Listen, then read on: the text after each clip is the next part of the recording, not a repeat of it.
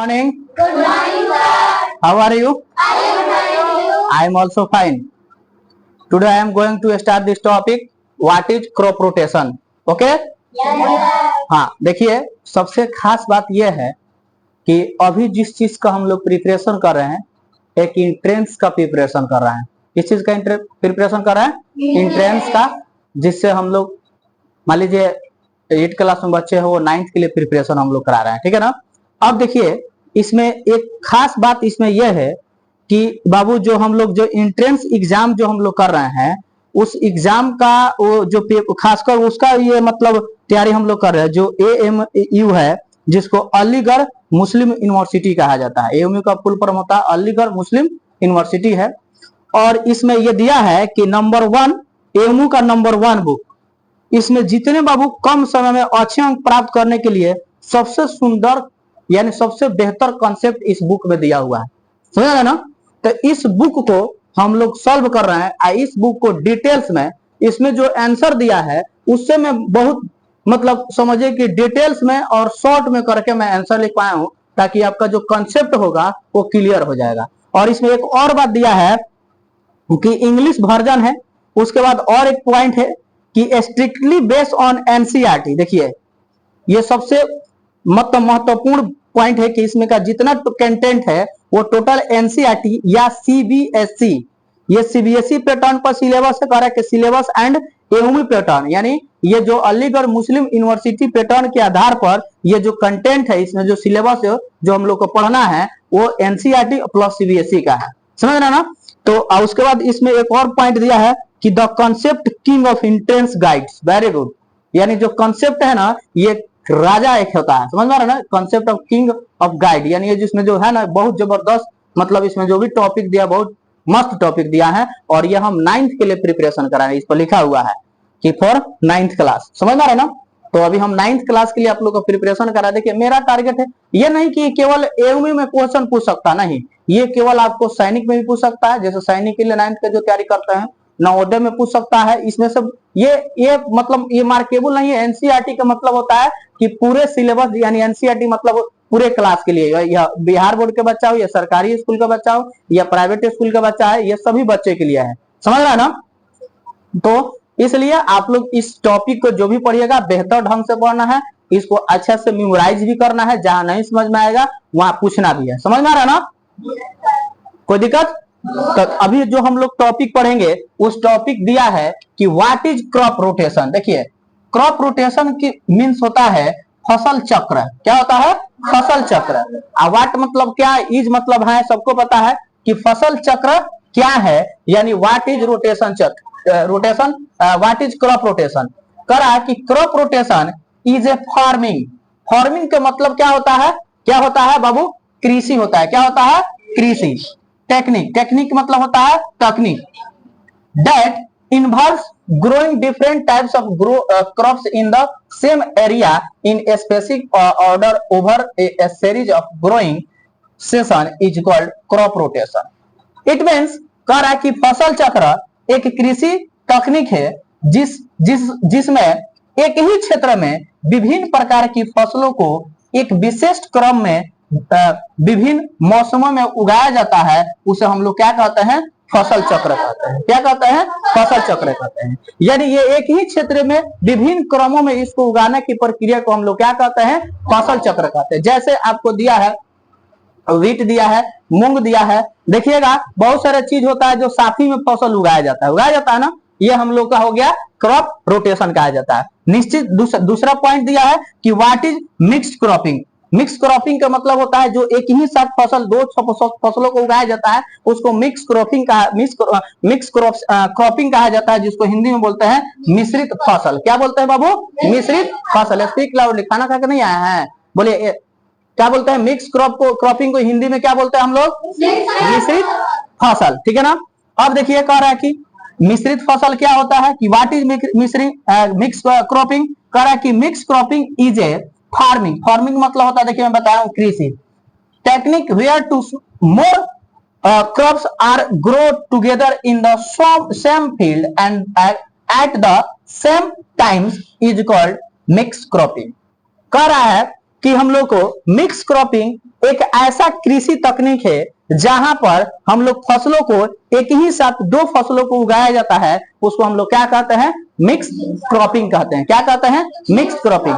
हाँ, एक पॉइंट आप देखिएगा, ध्यान से देखिएगा इसका। देखिए जो ये मेरा उद्देश्य है ना, इसको आपको बेहतर कराने के उद्देश्य है। और आप जितने एनर्जी के साथ पढ़ाई कीजिएगा ना, एक पॉइंट और थोड़ा समझिए, जिंदगी में कभी आप हारने के मत सोचिएगा। जिंदगी में कभी आप हारने के मत सोचिएगा।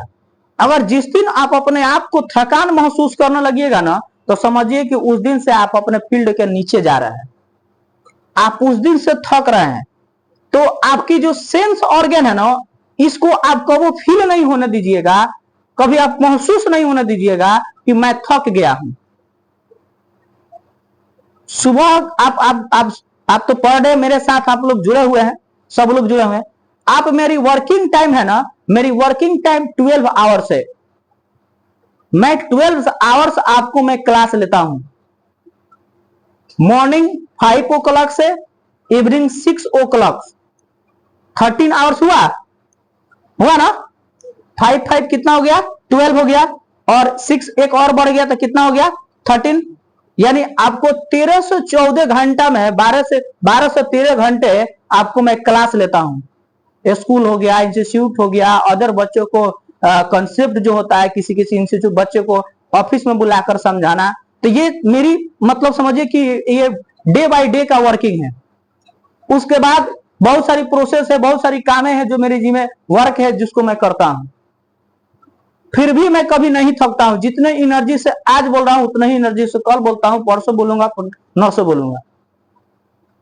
तो जिस व्यक्ति को आगे बढ़ना रहता है ना, वो कभी थकता नहीं है, वो कभी थकता नहीं है, उसको कभी थकान महसूस नहीं होता है।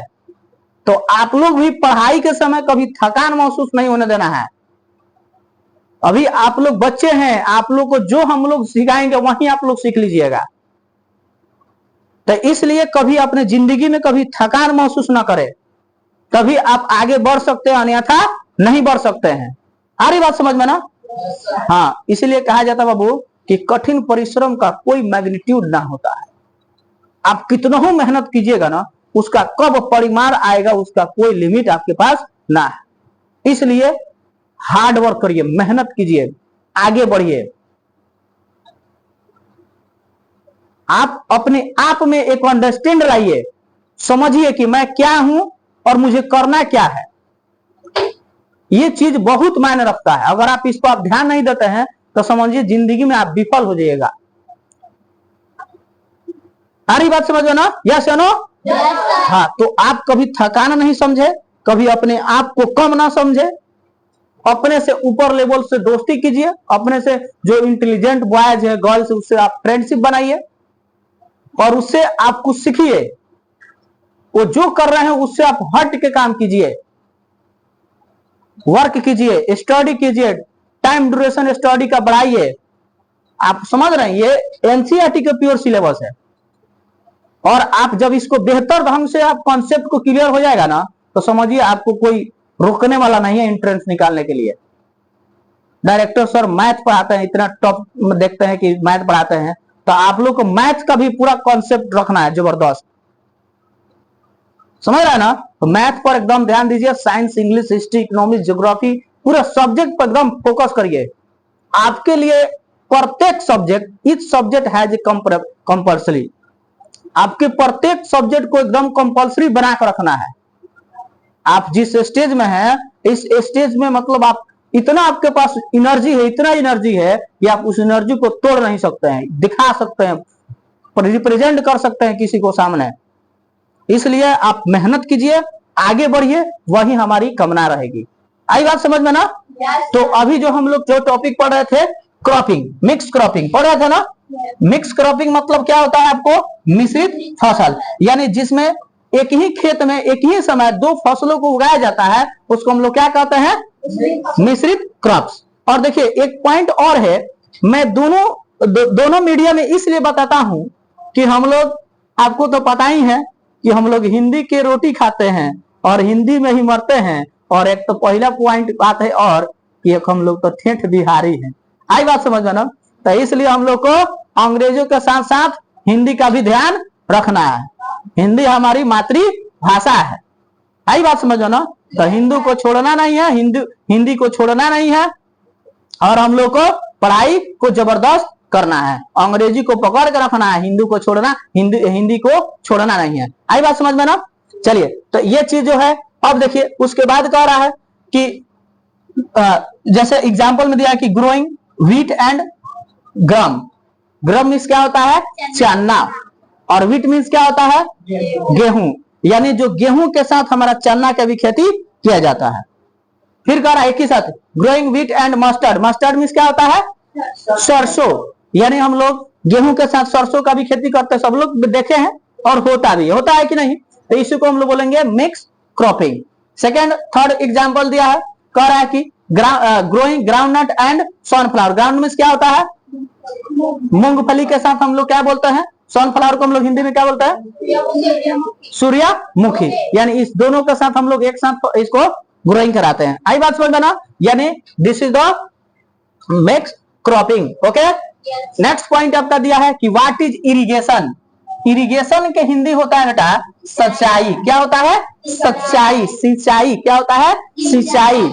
यानी देखिए कह रहा है कि द सप्लाई ऑफ वाटर यानी to crops at regular interval. Interval means होता है बेटा अंतराल। क्या होता है? अंतराल। Is called irrigation.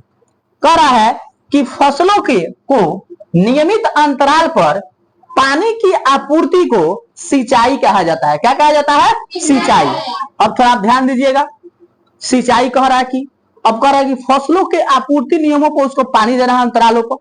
अंतराल के मतलब होता है रुक रुक कर। आरी बात समझ में ना। देखिए कोई हम लोग जैसे अभी हम लोग को रबी क्रॉप्स, अभी कौन सा क्रॉप चल रहा है? धान की खेती चल रहा है, उसको हम लोग कौन सा क्रॉप्स कहेंगे? खरीफ क्रॉप्स कहेंगे ना। तो देखिए खरीफ क्रॉप्स में अभी जो चल रहा है, तो अभी जो धान की जो खेती हुई है, इस धान की खेती में हम लोग को क्या करते हैं, कभी जैसे बारिश नहीं होता है तो हम लोग किसान लोग भाई साहब, किसान भाई लोग जो इतना है वो देखिए, किसान भाई लोग अगर नहीं रहते तो हम लोग को अनाज नहीं मिलता। समझ में आ रहा ना। तो किसान को रिस्पेक्ट देना है, किसानों भाइयों को क्या करना है? रिस्पेक्ट देना है। आई बात समझना, क्योंकि उन्हीं का देन है तो आज हम लोग यहाँ पर खड़े हैं और हम लोग बोल रहे हैं और पढ़ रहे हैं। समझ में आ रही है ना। क्योंकि उन्हीं के द्वारा हम लोग आहार मिलता है, जिसको हम लोग भोजन करके हम लोग अपने एनर्जी को रखते हैं, शरीर को मजबूत रखते हैं, और हम लोग आगे के लिए आगे बढ़ते हैं। समझ में आ रही है ना। तो किसान भाइयों को रिस्पेक्ट देना है, यानी कहा जाता है रिस्पेक्ट ऑफ बिग चाहे एल्डर्स। आई बात समझ में ना। यानी अपने से बड़ों को क्या करना चाहिए? रिस्पेक्ट देनी चाहिए। मेरा ये कल का गुड मैनर्स था ना। कल के मैं असेंबली में गुड मैनर्स ये बोला था ना कि रिस्पेक्ट एल्डर्स। आई बात समझ में ना। उसके बाद देखिए कह रहा कि हाँ, इसको अंतराल नियमित समय पर जब पानी की आवश्यकता फसलों की पड़ेगी, तुरंत आपको पानी की जरूरत पड़ेगी, तुरंत दे देना है पानी खेतों में। समझ में आई है। उसके बाद देखिए कह रहा कि व्हाट इज वीडिंग। देखिए वीडिंग मीन्स होता है निराई, और एक होता है वीड्स। वीड्स मीन्स होता है खरपतवार। इसको पहले लिखवाना चाहिए और इसको बाद लिखवाना चाहिए, लेकिन हम उल्टा पुल्टा कर दिए। समझ में आ रही है ना। तो उल्टा पुल्टा कर दिए तो कोनो उल्टा पुल्टा बात ना है। पहले हम लोग वीड्स पढ़ लेते हैं। कह रहा है कि वीड्स क्या होता है? वीड्स को हम लोग हिंदी में बोलते हैं खरपतवार। खरपतवार समझ में आता है ना? नहीं आता है समझ में? आता है ना। हाँ, खरपतवार मतलब होता है खर। देखिए कह रहा है कि द अनवांटेड। अनवांटेड का मतलब होता है अवांछित। देखिए हिंदी में लिखा हुआ है अवांछित। समझ में ना। कह रहा है कि the unwanted plants that grow in between crops are called weeds. कह रहा है कि जब आपकी खेतों में जब फसल लगाया जाता है, जैसे धान लगा रहे हैं, तो धान में दूब निकल गया, खर निकल गया, कोनो और मोथा उथा निकल गया। मोथा समझ में आता है ना तुम लोग को?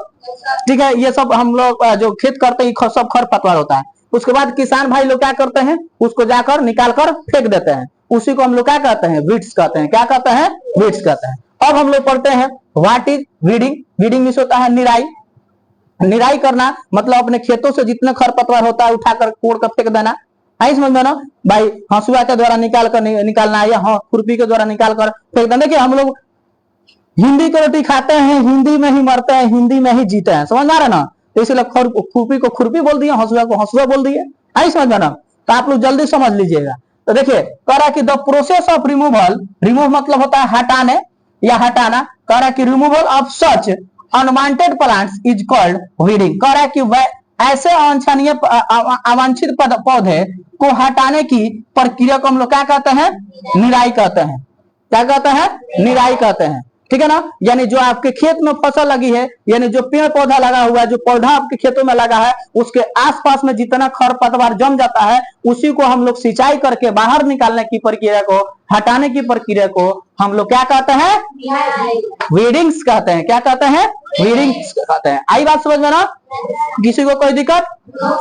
टोटल कॉन्सेप्ट क्लियर है?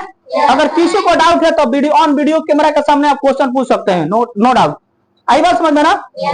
मतलब जो हम लोग वीडियो के सामने कैमरा करते हैं तो आपको ऐसा डर नहीं लगता कि सर क्वेश्चन पूछेंगे, सर पूछ देंगे, चाहिए ना हम नहीं पूछेंगे, ऐसा नहीं लगता है? ऐसा सोचना भी नहीं। ऑन वीडियो कैमरा के सामने क्वेश्चन पूछना है। आई बात समझ में ना? कोई दिक्कत? तो आज के लिए हम लोग को जय हिंद, जय भारत। ओके।